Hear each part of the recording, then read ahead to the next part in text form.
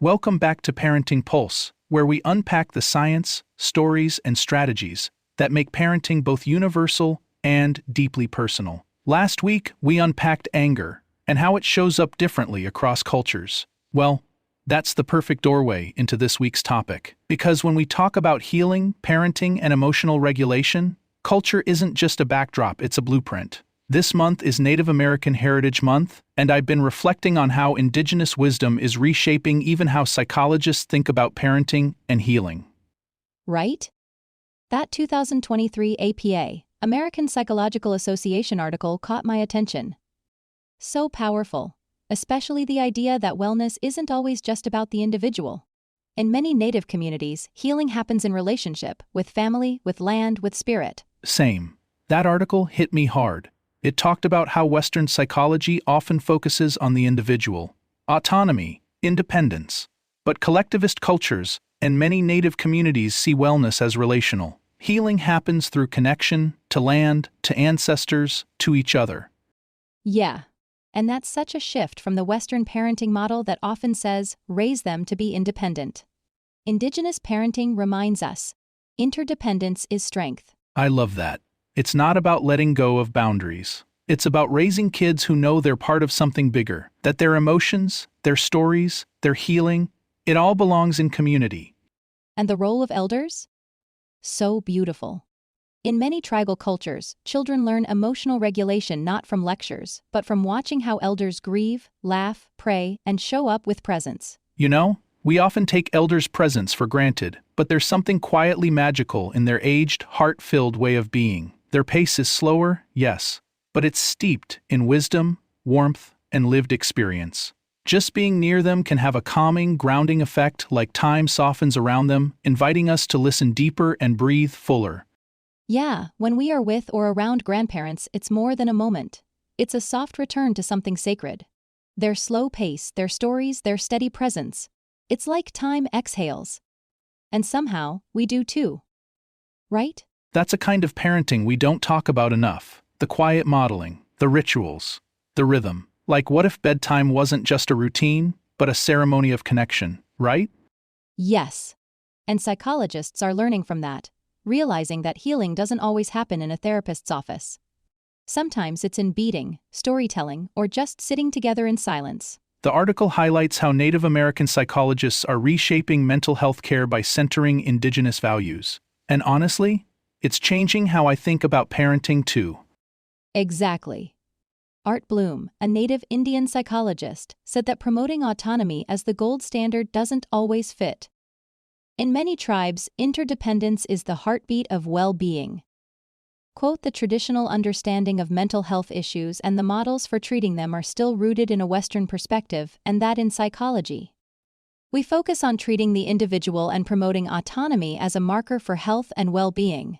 But this is not necessarily the worldview of Indigenous people. End quote. And that's so relevant for parenting.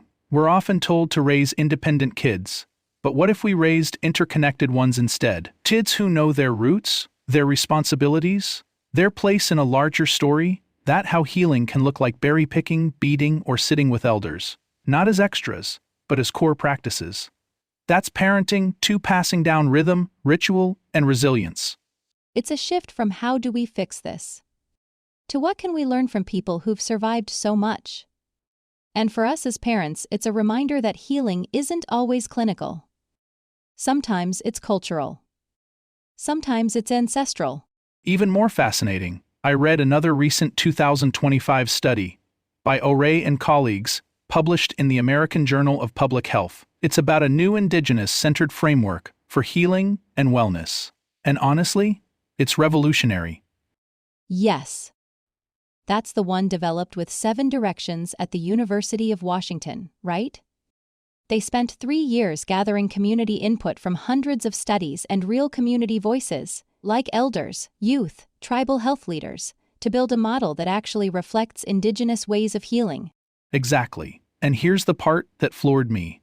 Pilot groups using this framework, which includes land-based practices like ceremony, storytelling, and ancestral connection, saw improved mental health compared to standard care. So, drumming circles and star blankets count as medicine now? Totally. And the framework doesn't just include culture.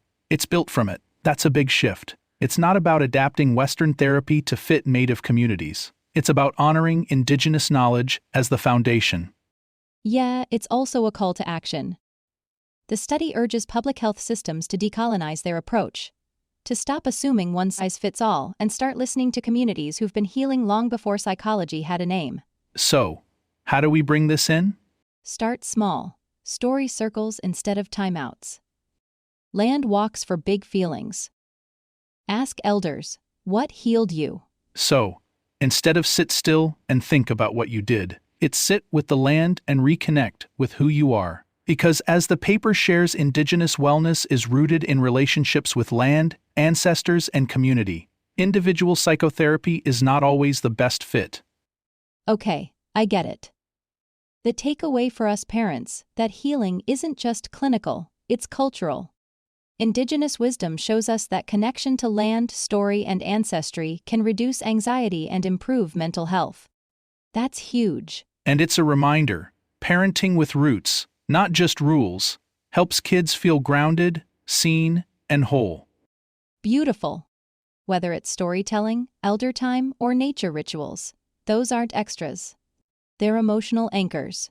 So today, we honor Native families, past and present, who've held onto their stories, their songs, their ways of raising children with strength and softness. And this month, maybe we ask, what are the rituals in our homes? What are the stories we pass down? And how do we let our kids see us heal, not perfectly, but honestly? Great point. A reminder that parenting isn't a solo act, it's a circle. And Indigenous wisdom has been teaching that all along. Just like jazz parenting. It's all about finding your rhythm, what works for you, your child, your community. This is another reminder that there's no one-size-fits-all approach to healing or parenting. Culture, ancestry, land, story, they're all parameters that shape how we create warmth, grounding, and emotional safety. And when we honor those layers, we don't just parent, we restore. And, on that thought, this is a wrap for our Parenting Pulse Check today. So let's slow down, listen deeper, and raise kids who know where they come from. If today's parenting chat hit home, or made you feel a little more seen, go ahead and share it with a fellow parents. Follow us for more real talk, science-backed insights. And hey, we'll be right here next week. Less chaos, more wisdom, and same love. Thank you for joining us on another Parenting Pulse Rendezvous. Until next time, happy parenting, and may we keep learning from stories, elders, and each other.